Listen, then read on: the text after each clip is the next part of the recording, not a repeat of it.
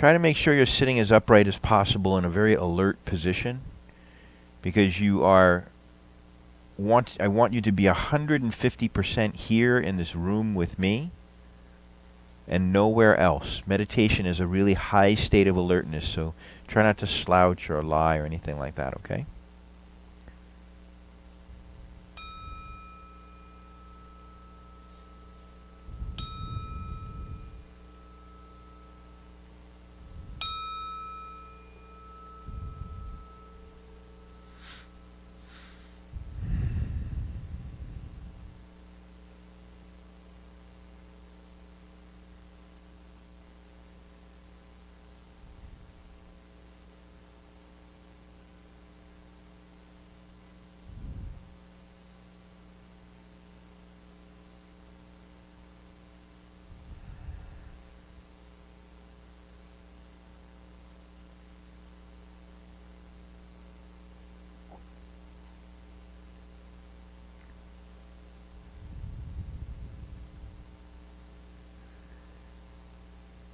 And we'll begin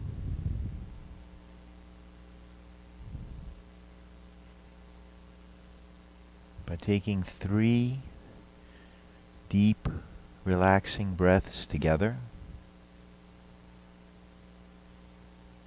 First deep breath in.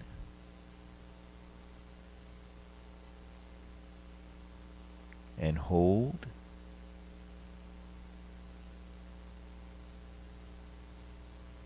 And exhale.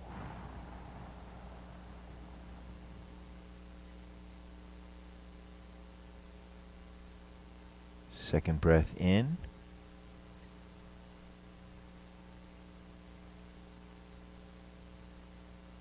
And hold.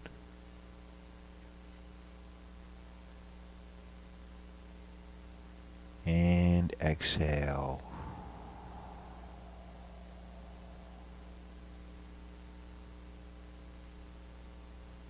Third breath in.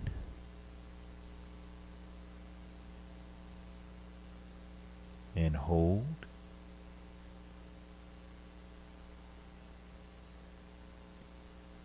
And exhale.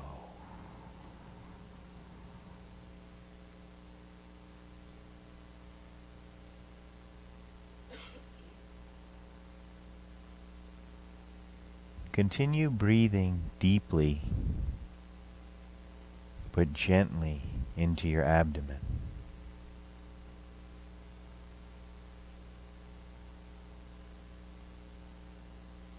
And I encourage you to breathe more and more slowly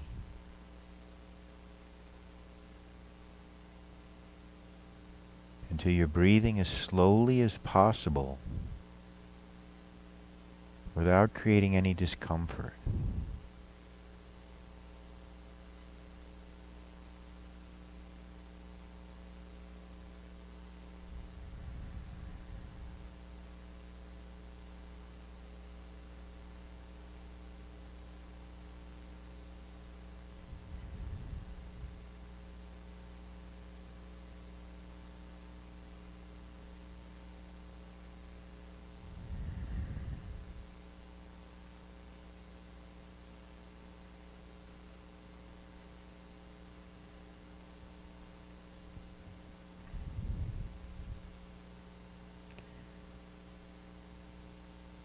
As you're breathing slowly,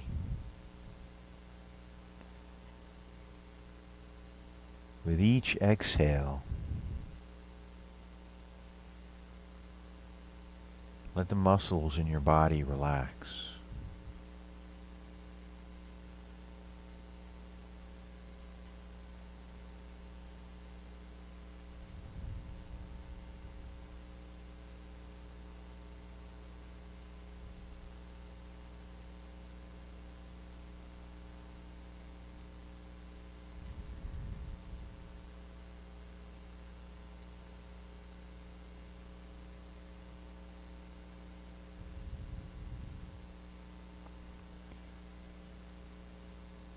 With each exhale, let the muscles in your face relax.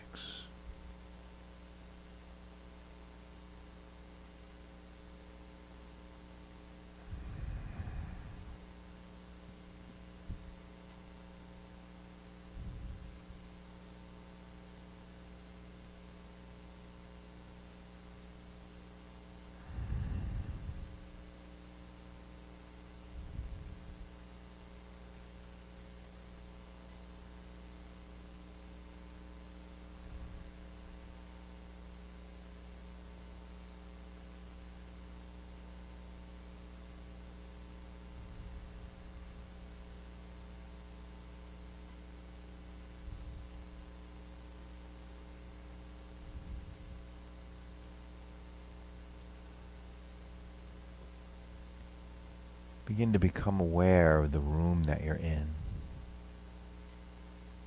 of the moment that you're in. And let go of everything that doesn't have anything to do with this moment.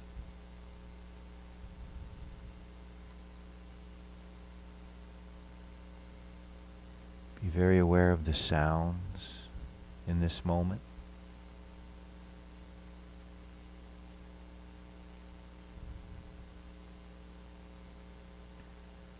The smells.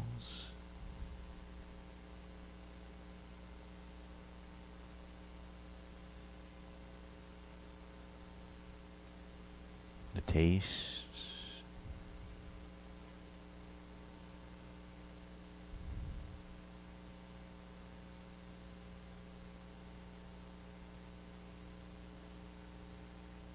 The sensations on your skin.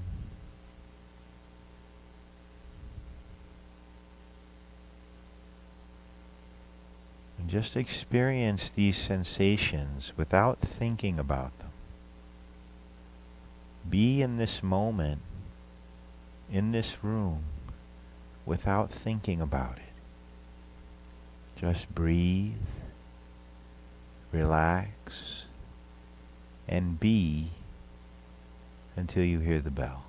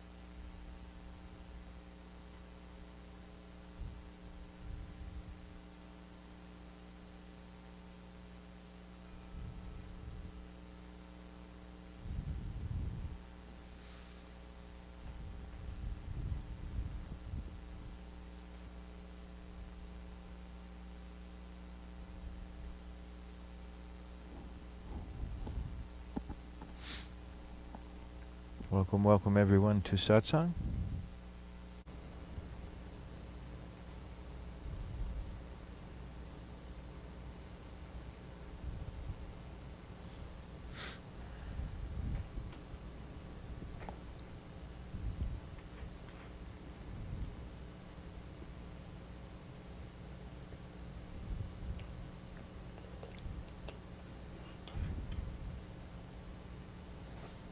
It's amazing how much discomfort the mind can create for you, isn't it? How many times have you not even understood your own discomfort? Isn't it, you're just like, what am I even upset about? Yet you're completely upset. And you don't want to be upset. You don't want to be upset. So you know this is all happening unconsciously. Because consciously,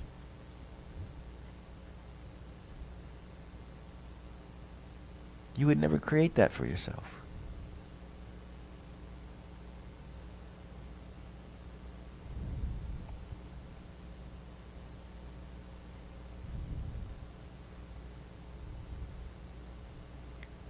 So the mind, like a programmed computer, is conditioned, habituated to think, perceive, be a certain way. And we start unconsciously living out that conditioning. The result of our experiences, what we were taught, past traumas.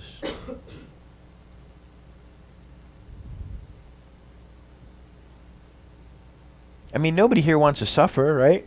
Anybody want to suffer? Because I could show you that really easy. That would be a 10-minute class. Suffering is easy. But we don't want to suffer. We have no desire for that suffering state. Yet, we're creating it for ourselves. And you have to realize first, I am creating this for me. My mind is creating this. My suffering comes from inside me, not outside me. First and foremost. If you're thinking that something out there has to be a certain way so you don't suffer in here, then that thing becomes God in your world.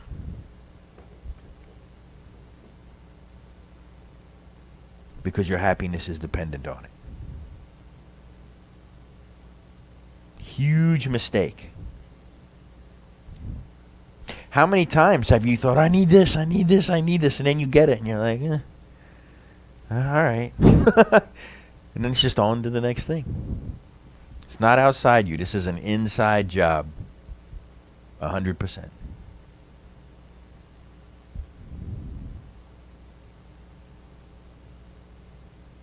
And you see different people suffering different circumstances. You always like to talk about I think it was a German billionaire at the time, maybe 10 years ago, when the economy went into the tank, and he was a billionaire and he lost all his money. He was down to a paltry $50 million. And he couldn't bear to live that way, so he threw himself in front of a train. Is that a true story? Absolutely.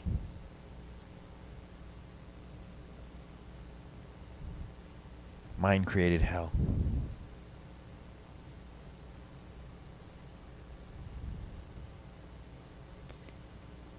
You don't control your mind either, do you? Do you control your mind?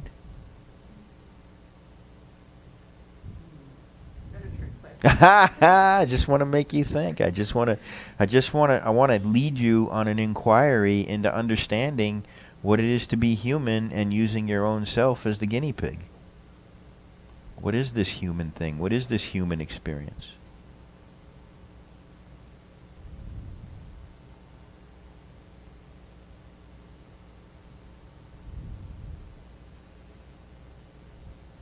I mean, if you do control your thoughts, you're doing a really horrible job, aren't you?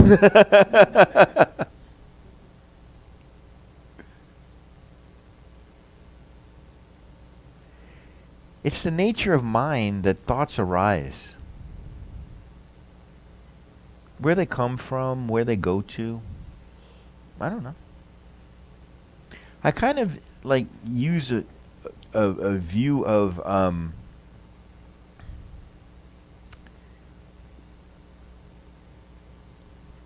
when I close my eyes and I kind of think about my mind, you know, I have those like circular libraries that go up, just a round library with books on the shelves, like as many books as can fit on the shelves, and it just goes up forever. And with my attention, I just can go pick a book, and there's information there. There's always information, an infinite amount of information in my mind that I can go experience whenever I want. It's the nature of mind that thoughts are there and thoughts arise, and we don't really know where they come from or where they go to. And so whenever you're looking for thoughts, they're going to be there.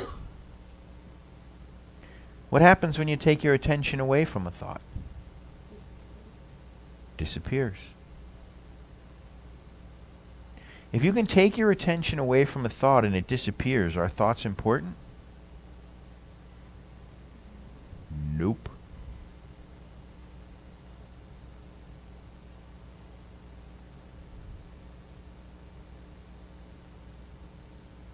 Is there anyone here that doesn't see that you take your attention away from a thought and it disappears?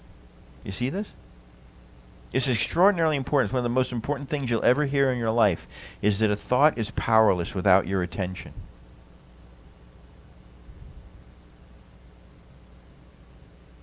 It'll save you a lot of wasting time figuring out things. All you have to do is take your attention away.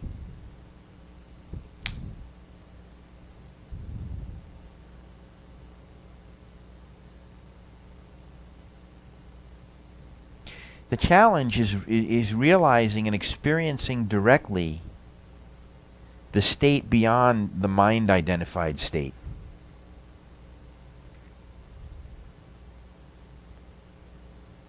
Because once you begin to experience it, because it can't be described in words, it's not a conceptual state, it's just the awareness, the beingness, just sitting and being with no thought. If there's no thought, there's just silence. And don't make a thing out of silence either. Don't make a mental formation out of silence. But this is what people can't do. If I ever want to torture people, I just got to put them in a room and be like, just sit and breathe for an hour. They'll be like, ah!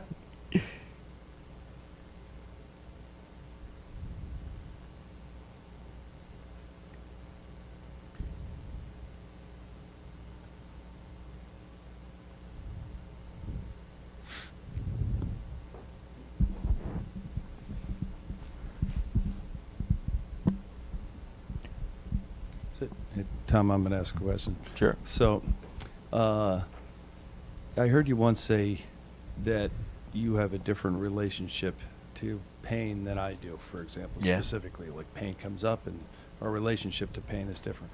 Or that the way you, your attention to a situation or thoughts is different. And using that example of the billionaire guy, and just bringing it into our worlds, if I was bankrupt tomorrow or 5 minutes from now, I would be thinking negatively and terrible and depressed and upset, and I would focus all my attention on that, and I could see myself jumping in front of the train or whatever happened there.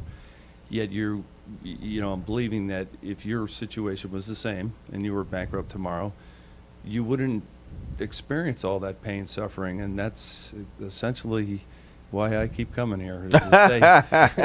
And by the way, he had 50 million in the bank. You know, that was Right, like kind of the moral of the story. Yeah, I but know. I don't live life. You know, life lives me. And whatever experience comes to me in life comes for me and not to me. And there are opportunities in every experience. Now, do I work hard to take care of myself, to make sure that I'm healthy physically, mentally? You know, my practice is very strong, you know, so that I can remain in the present in peaceful state. But those times, even when what I mean by my relationship has changed to my pain and suffering, doesn't mean that the pain and suffering for me doesn't sometimes come. It comes. I'm Italian. I'm an expert sufferer. And it's just that my relationship has changed, that suffering is no longer me. I'm not the one suffering.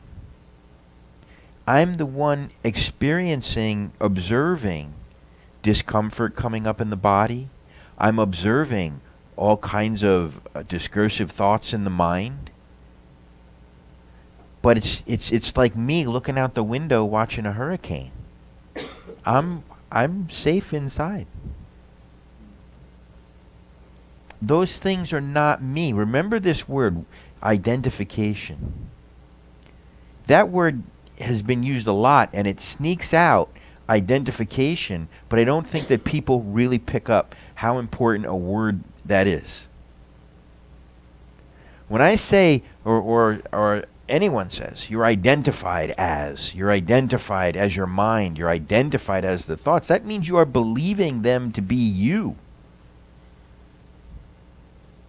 If you identified as Santa Claus, you're believing yourself to be Santa Claus. This is not, like real as the nose on your face.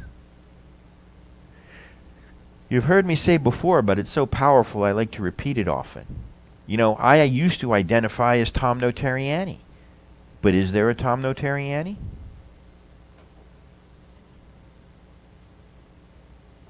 Let's ask the new folks. Did I come to Earth Tom Notarianni? When did I become Tom Notarianni? And don't think too hard about it. The answer is painfully obvious. When my parents named me. And then for the rest of my life, I was falsely believing myself to be Tom Notarianni. I'm not Tom Notarianni. There is no Tom Notarianni. Tom Notarianni is just an idea. And where that idea started was when I was born, my parents looked at me and said, "You're Tom, you're Tom, you're Tom, you're Tom, you're Tom, you're Tom, you're Tom." I said, "Okay, I must be Tom." They keep calling me Tom. And it doesn't stop there. Tom, you're a good boy if you do this, a bad boy if you do that. You need to live life this way, not that way. Believe this, don't believe that. Do this, don't do that. And what a Tom Notarianni is, just like what a fish is, becomes an idea in my mind. So I am identified as that idea.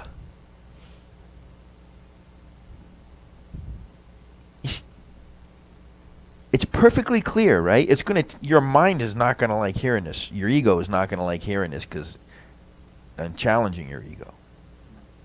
But you can see that so plainly. There's nothing to believe there, right? You came here, you got named, now you believe you're that. You also believe you're on Earth. You also believe that this is Wednesday. Those are all just ideas in your head. The birds don't know it's Wednesday. And so you have this whole storyfied world, the story of, the conceptual identity of who you are, and the conceptual idea of the world that you live in. And your world is unique unto you. Nobody else lives in your world. And you don't live in anybody else's world. This is the place where worlds intersect. We are on the same world, but not in the same world.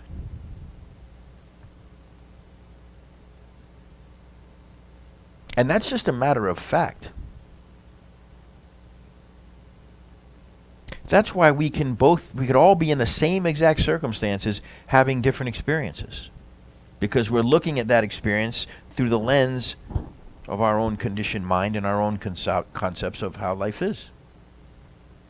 And it's funny, whatever, if there's a dozen people here, whatever, and I'm teaching satsang, there's 13 satsangs going on. There's the one I think I'm teaching. And there's the one you're hearing, the one you're hearing, the one you're hearing, the one you're hearing, and so on. And they're all different. And if you all got together after satsang and talk about what you heard, you would all be saying, "No, he didn't say that. What are you talking about? He said this, and this is what he meant, and that's what he meant." And you all are hearing something different. It's that subjective. And even the idea of who you think you are has changed constantly throughout your life. You're not the same person you thought you were a year ago, 5 years ago, 10 years ago, right? That story you have of yourself is constantly evolving and changing, isn't it? So which one are you? Which one are you? Say it. None of them. None of them. And so we're here, and we're living in this fairy tale in our heads, living like that fairy tale is real. And we're suffering that fairy tale. That's the problem. But that's what drives us and motivates us also to the spiritual practice.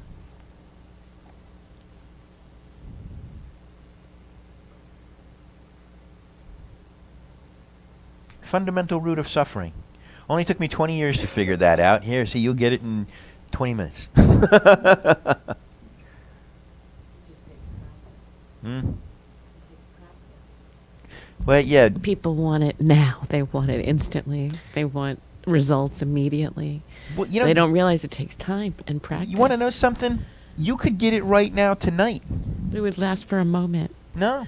But you can connect those moments together if you start doing it every day. But what I'm telling you though is that once you have that realization, you can't unrealize it. You know? And if you have that realization tonight and there's nothing stopping you from having that realization tonight, like don't lay out a big long, like this is a long road. It tends to happen gradually for many people, but it doesn't have to be that way. That's not the rule. That's not what happened for Eckhart Tolle. But he was in intense suffering. Intense.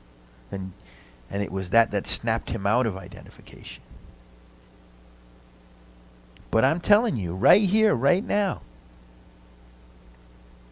this is not something, you know, that I want you to say it's not for me or I'm never going to get it or it's going to take forever. That's not true. That's how tightly you're holding on to your identification, because identification is not holding on to you. Sometimes when we talk about ego, excuse me, I've got a little agita. Sometimes when we talk about ego, we kind of make ego into this entity that's trying to get us. You know what I mean? Like, my ego is doing this and my ego is doing that to me. Your ego is just a concept in your mind, and it's not your ego holding on to you. It's you holding on to your ego. Why would you hold on somehow? Your ego being your mind-based identity. Why would you want to hold on so tightly to it? Because it's the only thing we've ever known. Right? Because it's the only thing we've ever known. We're scared of change. We're scared of change.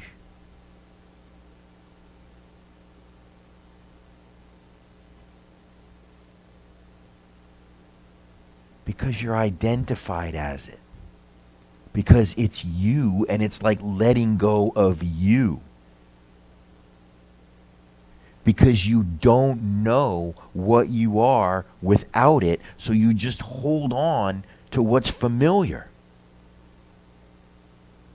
What I'm asking you to do is, like, you're holding on to this branch. I'm saying you got to let go of that branch. And you're saying, but Tom, I can't see the other branch. I'm saying, well, you got to trust me. There's going to be another branch, or if there's no branch, it's not even going to be a problem.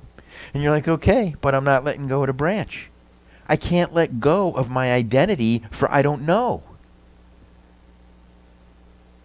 I mean, you got to understand, when you're losing your identity, you feel like you're disappearing. It is extraordinarily disconcerting at first when what you believe to be real is not real.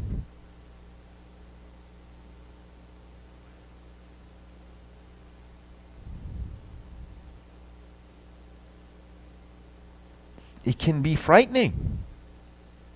And you feel like you're disappearing, but what's disappearing is that which was never real to begin with. But you believed it to be real. It's like finding out there's no Santa Claus and you're Santa Claus.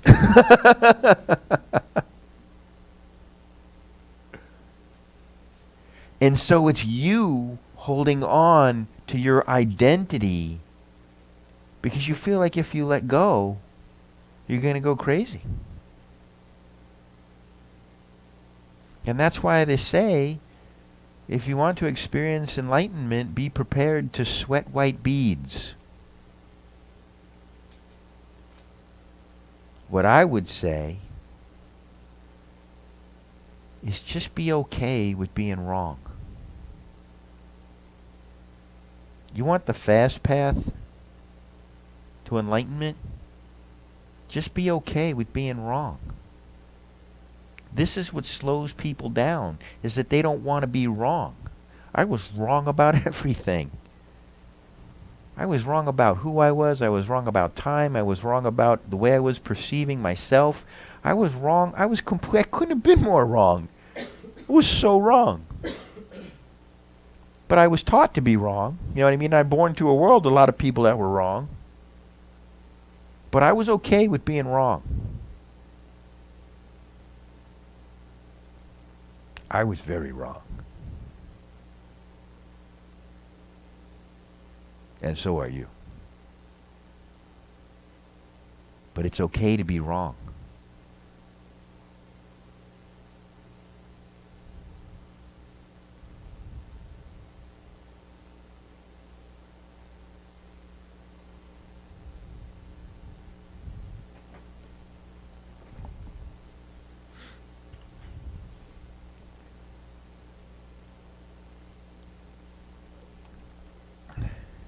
It's hard to hear that the world you've been living in your mind doesn't exist other than in your mind, and that it's not really real. It's a really weird thing to hear. And the problem is, you just don't want to be wrong your whole life. I remember I remember sitting there being like, I was almost angry, you know? That everything I'd been perceiving, I'd gotten to the point where it was so undeniable that everything I'd been perceiving was wrong. I was perceiving it wrong. I'd been living in this world that was creating suffering, and it was my suffering from my own confusions and my own ignorance. And I was just mad. I was like, I can't believe I spent so much of my life living in a world that doesn't exist and suffering that world.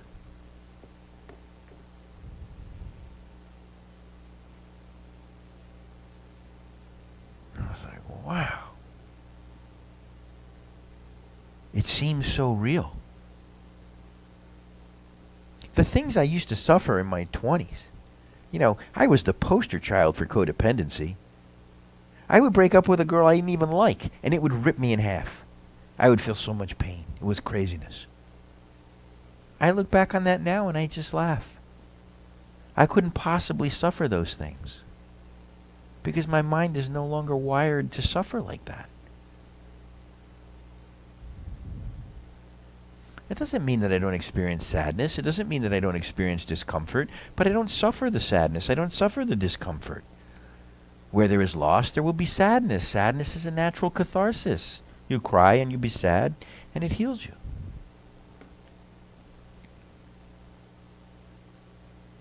And you can even have joy with your sadness, just as part of an expression of your humanity. But it is to just be human. Sadness is a part of that. The suffering is, oh, this shouldn't have happened, and why me, and poor me, and all the stuff that you do in your own mind to yourself. My God. That I did too. And your belief system about yourself. Pardon my French, but what a piece of shit you think you are.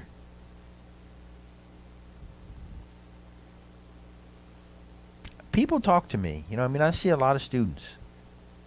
And I've talked to a lot of people over the last 25 years. And you really get down to the nitty-gritty, most of the people that you meet really have a very low opinion of themselves. Just leave it at that.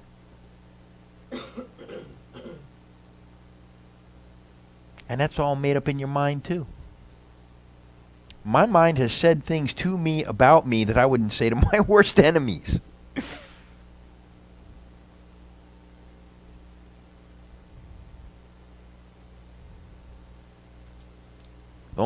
It only becomes a problem when I believe them.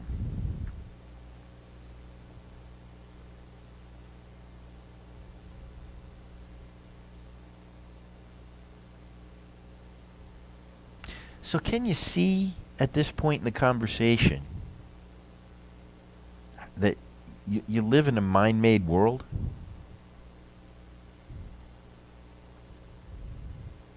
Everybody's afraid to move a muscle right now.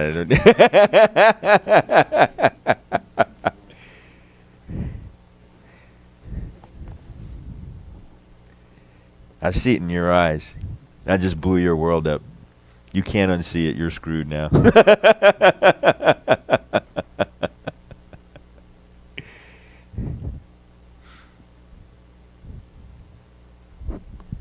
One thing that I found is that the more open you become and the more spiritual you are, and there's no going back, but you also become more sensitive.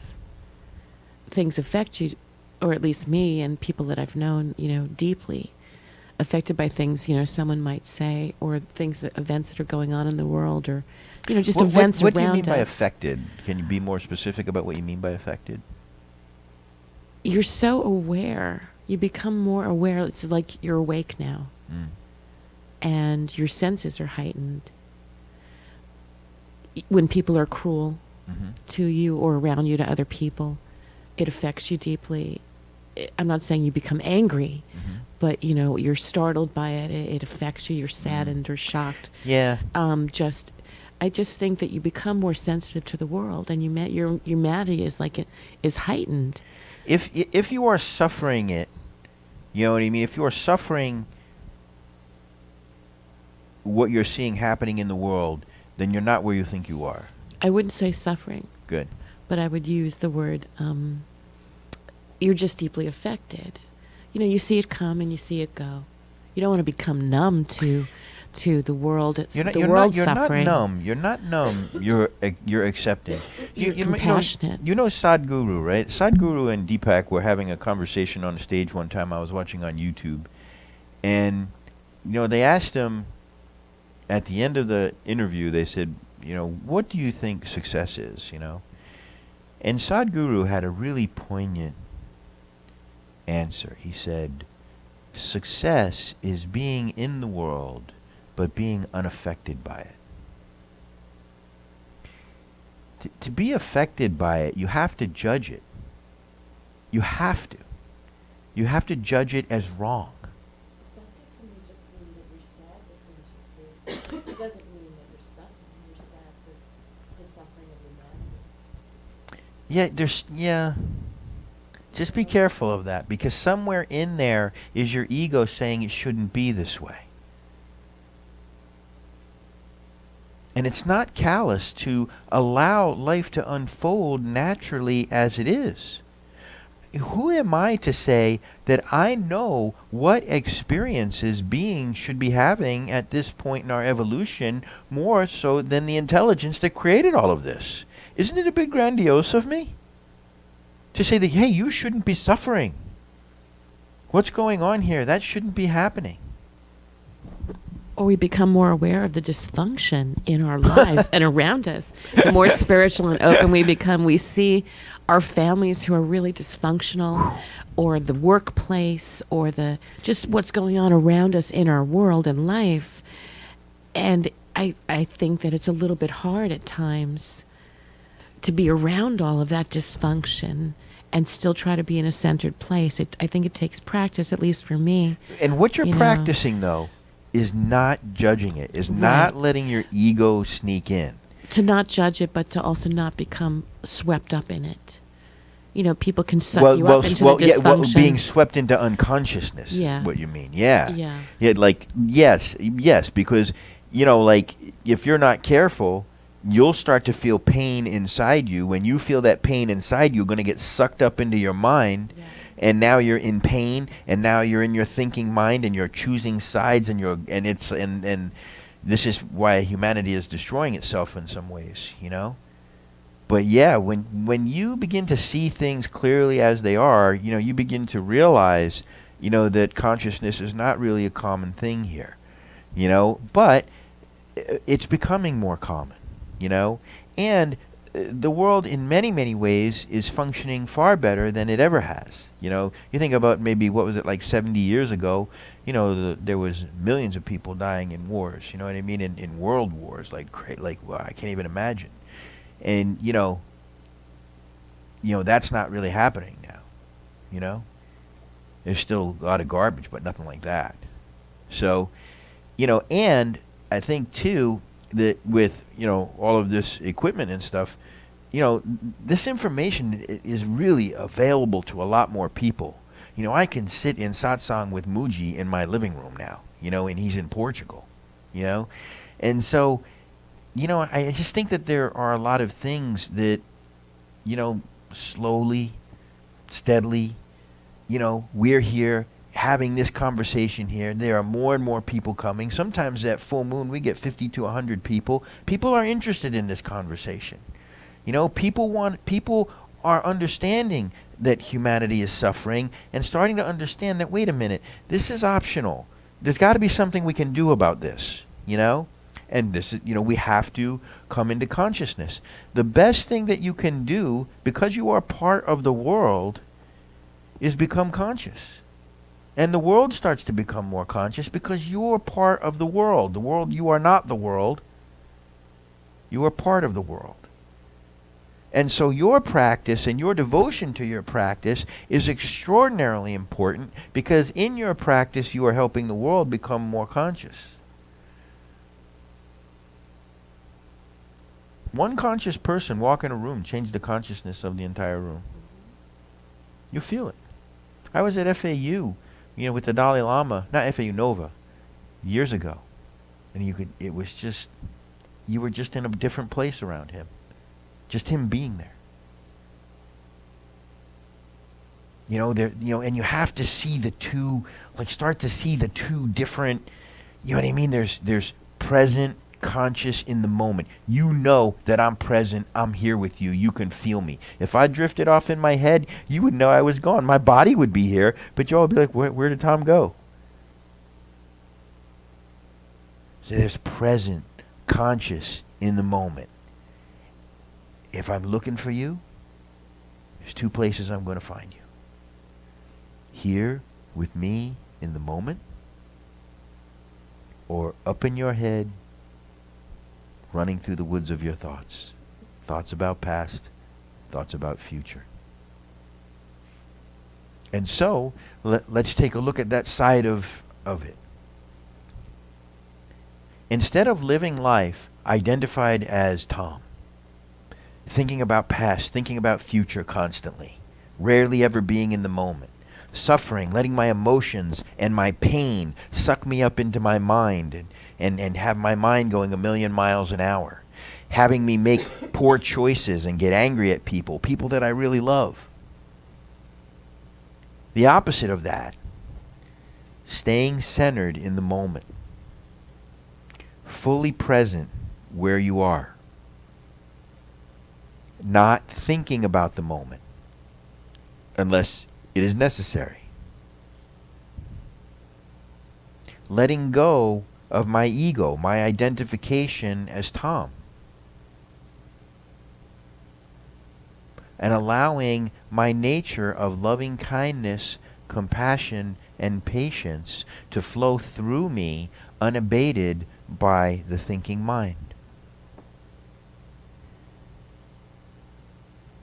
When you think that, think Jesus. It's been said that Jesus was a Buddhist monk, by the way. Or an alien. Or an alien. Yeah, clearly didn't come from here, right? But just, not only like when people think of Jesus, they think of a kind man walking through the world, being kind to people, being ridiculously kind to people and sharing enlightenment and things like that. Buddha nature, they call it. You're no different. You're no different from Jesus or Buddha or any of them.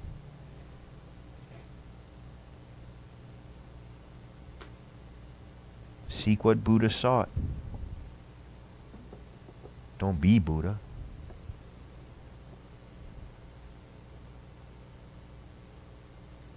Transcend the mind, and you transcend your suffering. Go beyond the mind, you go beyond your suffering. Go beyond the misunderstandings and the storified version of you and your life, and you go beyond it all. But you have to be willing to let go of everything that you spent a lifetime mentally creating in your head. You've been building this world and building your identity your whole life. And I'm that little kid that comes walking up and just knocks your blocks over.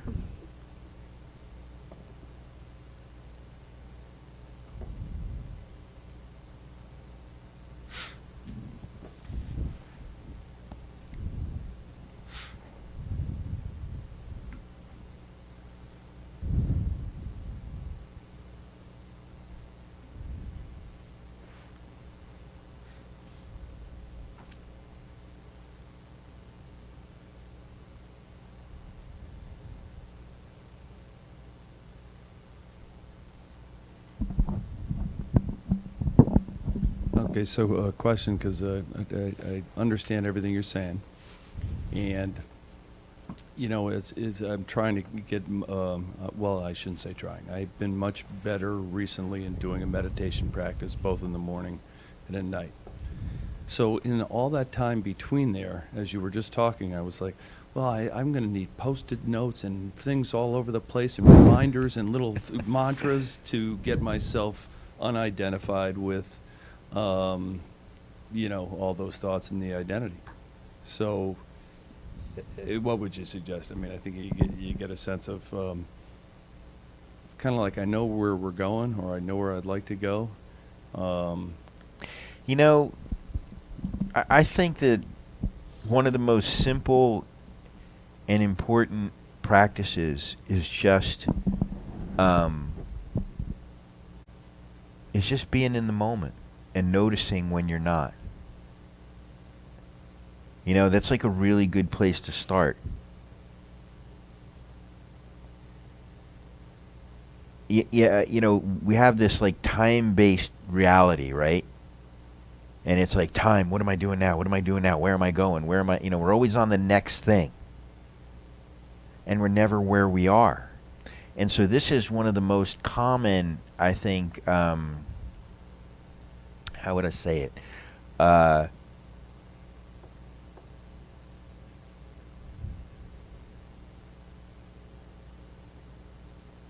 Bad habits that we have is that we're never in the moment that we're in. I'm sure that many of you noticed, as you're sitting here and I'm talking, your mind is tuning in, your mind is tuning out. I know, right? I know. What am I going to eat? It's a little cold in here. Oh, I'm tired. I can't go. Tomorrow's going to be fun. You know what I mean? Like yeah? Did I hit some of them? About 50 different times. And just notice that. You know what I mean? Like you really have got to, at the begin, well, just always, but a good place to start is like to really just be aware of what your mind is doing. Like you can't change like what you're not aware of. So you want to just be aware. What is my mind doing now? And what will be an interesting cue for you that you're leaving the moment is you'll start to feel pain. You might not know that you're leaving the moment, but you'll know when pain comes. That pain is always about past or future.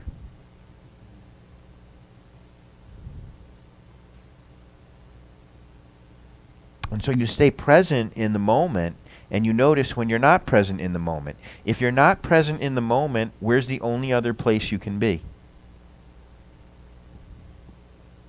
Say it?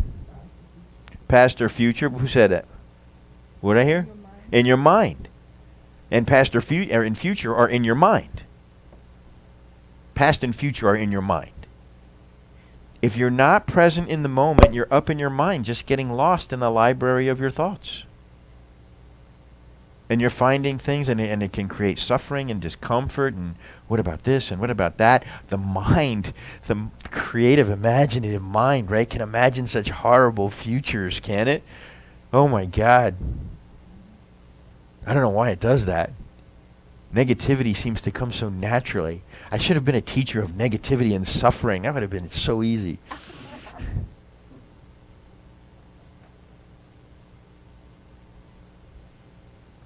But that's the thing. Like, if I were to say, like, really one thing, like, don't overcomplicate this.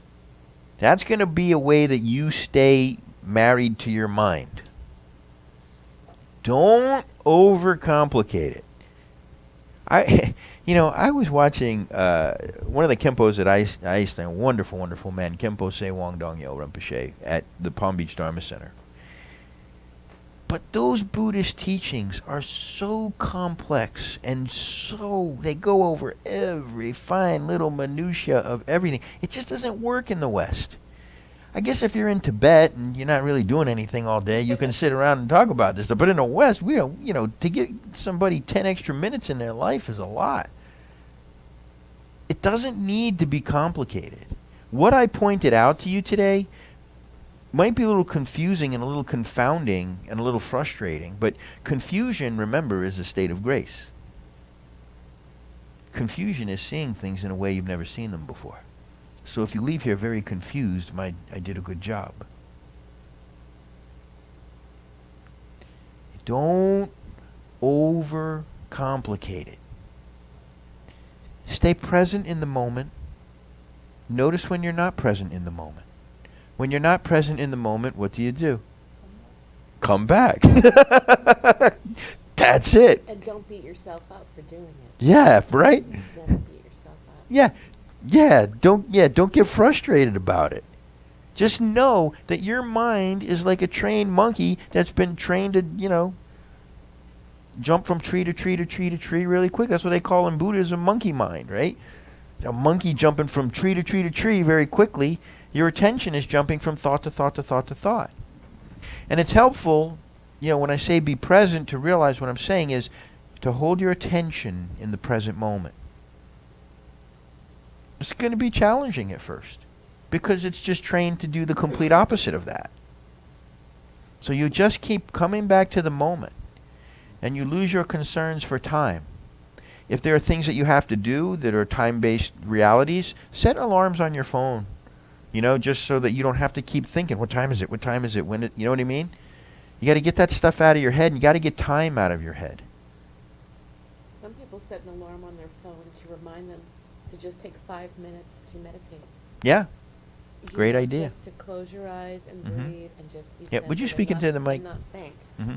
Set an alarm on your phone to just take 5 minutes out of that day during the middle of the day. Yeah.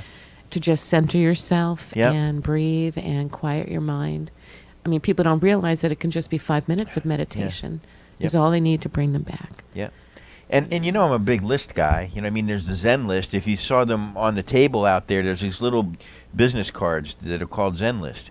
Grab a couple of those on the way out and just look at it. What's on that Zen list is what creates the causes and conditions for your mind to be peaceful.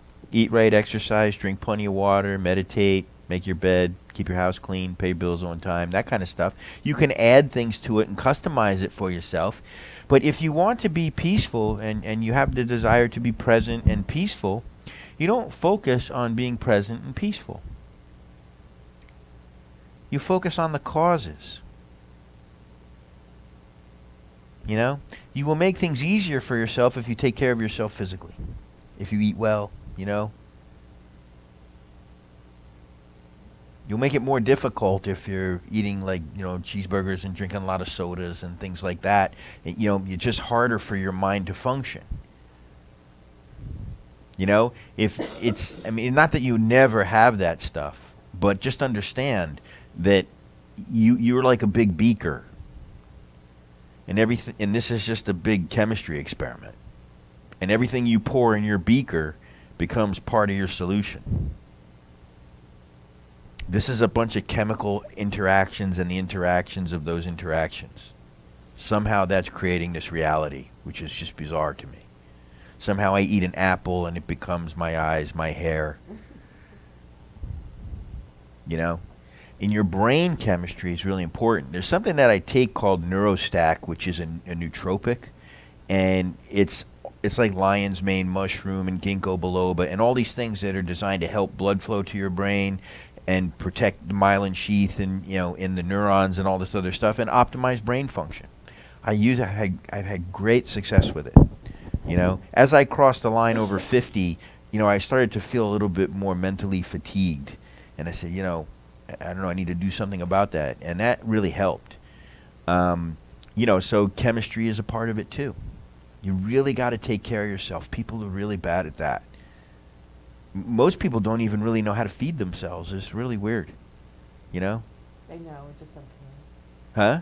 They know, they just don't care. I know some really don't know. Some don't know how to cook, you know? How could you not know how to cook? You know? But there's a lot of people that don't know how to cook. And so so then they're dependent on other people, or, you know, or packaged foods and things like that. They're not, you know, nutrition is so ridiculously important. So important. You know, you can just eat yourself into a depression. Just eating junk. And so there are things that you can do to stack the deck, you know, to create the conditions, you know, that you will be experiencing life and being present in the moment, you know, that's most likely, you know? Because once you start to directly, here's the fun part, okay? Once you start to directly experience what I'm talking about, and you start to be present in the moment, and that peace and joy of just being starts to flow through you, you go, oh my God, I'm home. Somehow I'm home. And you want to stay there. You know what I mean? But it usually ebbs, and you ebb and flow out of it. But you begin to realize what works for you personally. And you begin to realize, how do I stay in this state? You know what I mean? And you start to understand that this state is what you desire. This is the natural state that doesn't require life to be any certain way. And that you can be in that state almost whenever you want to. Eventually, it won't even be a choice. Like, it's not something you have to choose. You will just have experienced realization, and you're there, you know? And there being here. The place you rarely ever are.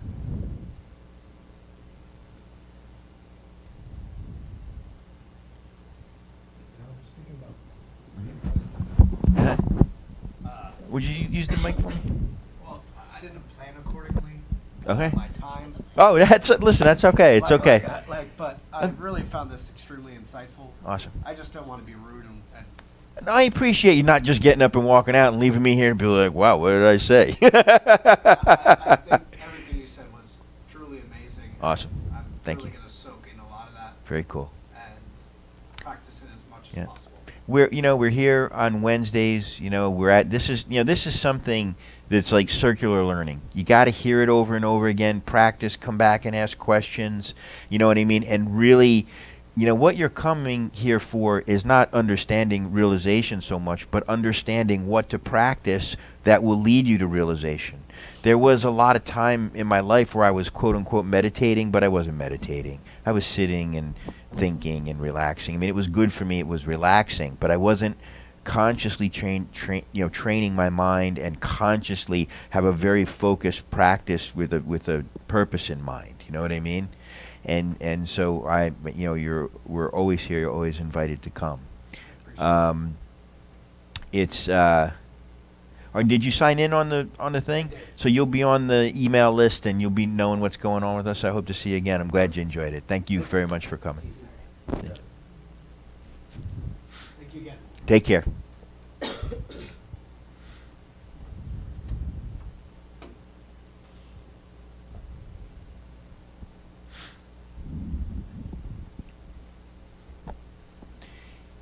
Isn't this interesting?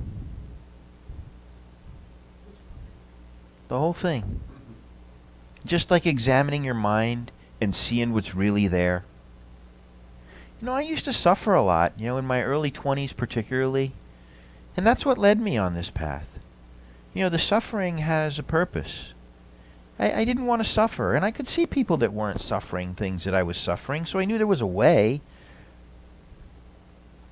I'm fascinated by these conversations.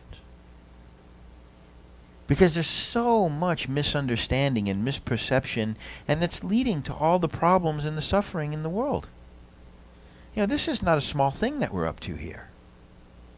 We end our suffering, and then we just will inevitably help others end theirs, just by being in the world. Conscious person, two people are getting into some aggravation, maybe even getting to an argument, maybe even getting to a fight, and a conscious person standing there can bring that energy right down to back to nothing. Just by not knowing that they don't have to participate in it.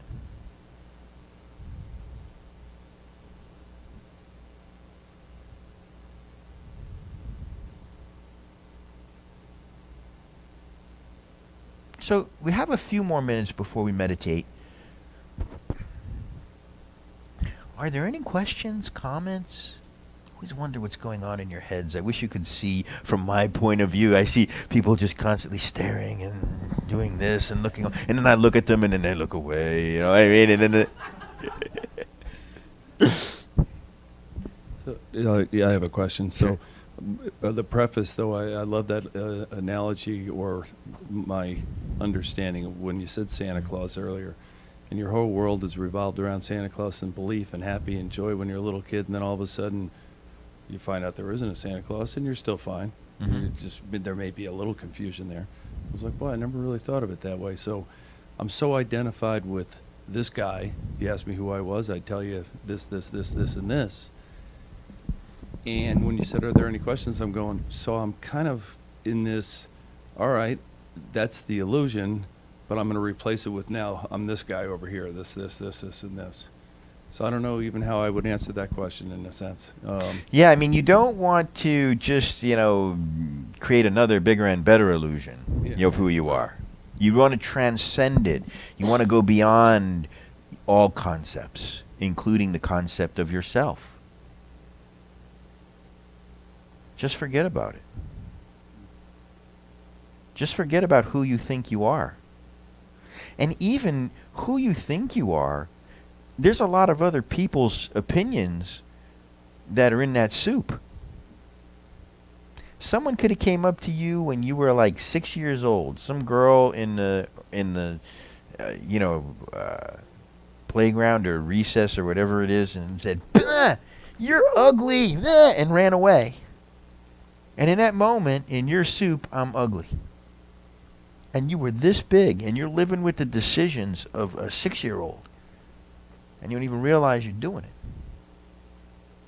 And I'm not saying let's go figure out what all it is. Sometimes I think it's helpful for people to realize what their belief system is about themselves, because that really colors your world, You see what you believe you see about yourself. And it's funny, you'll ask other people what they think of you, and they say all these nice things, and you don't believe them. It's weird the way we are. But, it's, it really is. Like, I don't like people to get too tangled up in the concepts. I'm saying just go past all the concepts and see what's beyond them. What's beyond them is just peace and joy for no reason. It's just the true self. It's this mind-made world and this mind-made person that you made of who you are in your head, and you suffer and suffer and suffer incessantly these ideas. If you think you're a piece of crap, guess what? You're right.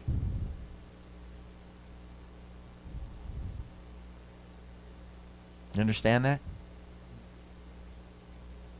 And you're going to find that everywhere you look.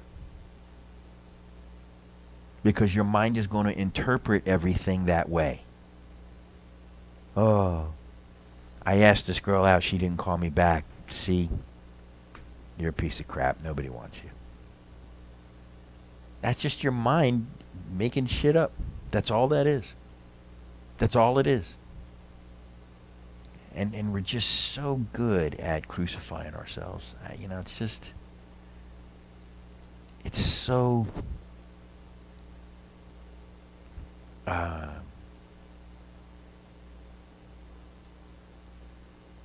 optional and unimportant, our own mind's opinion of ourselves and things.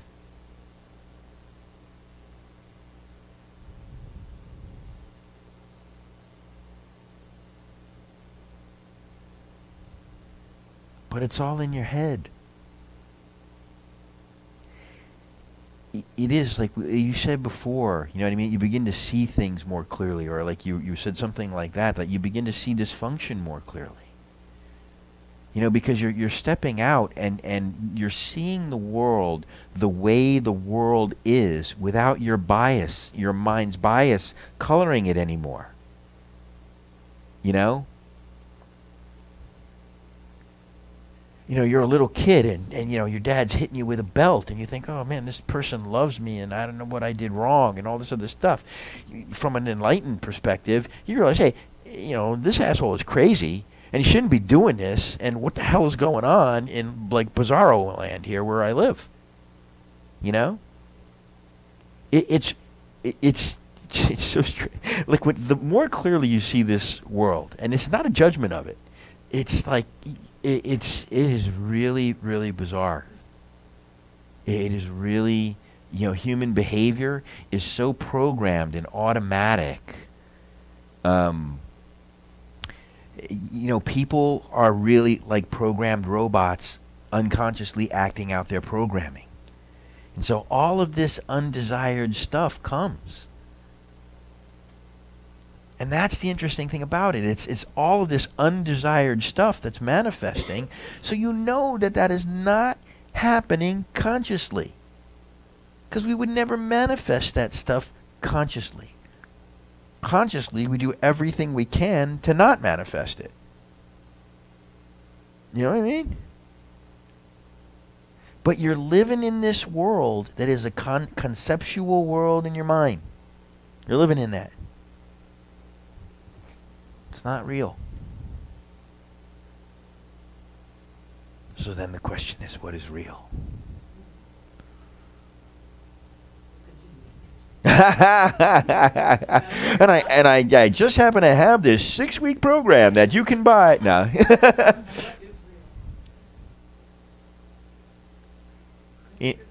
You know, Wayne Dyer talked.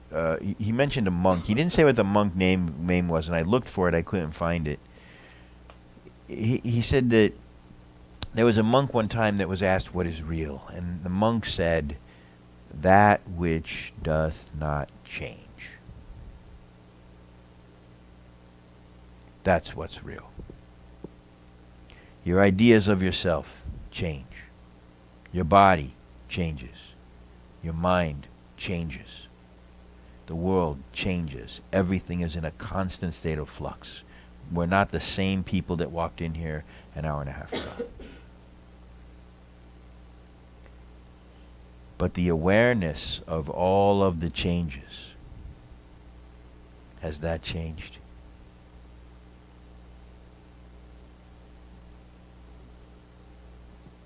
It's the only thing that matters. The rest is just the play of this human experience.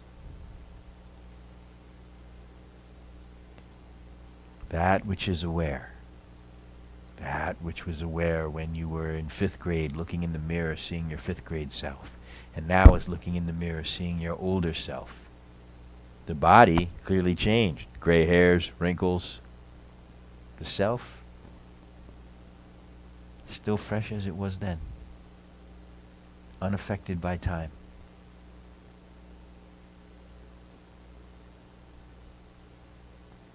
The self that is aware of all of it.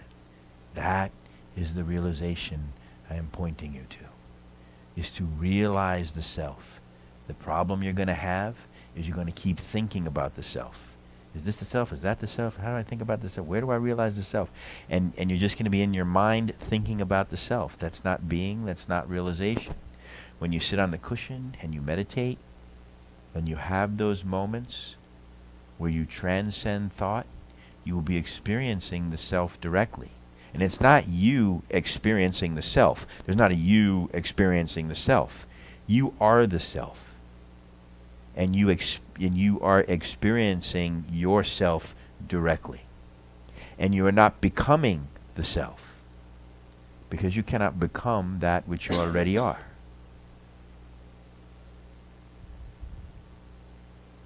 You are realizing what you are and what you cannot be. So I spend much time hammering on what you cannot be, because that's the only thing that I can really show you conceptually. what's left when you let go of everything that you cannot be, you will not be able to describe either. It is ineffable, but undeniable.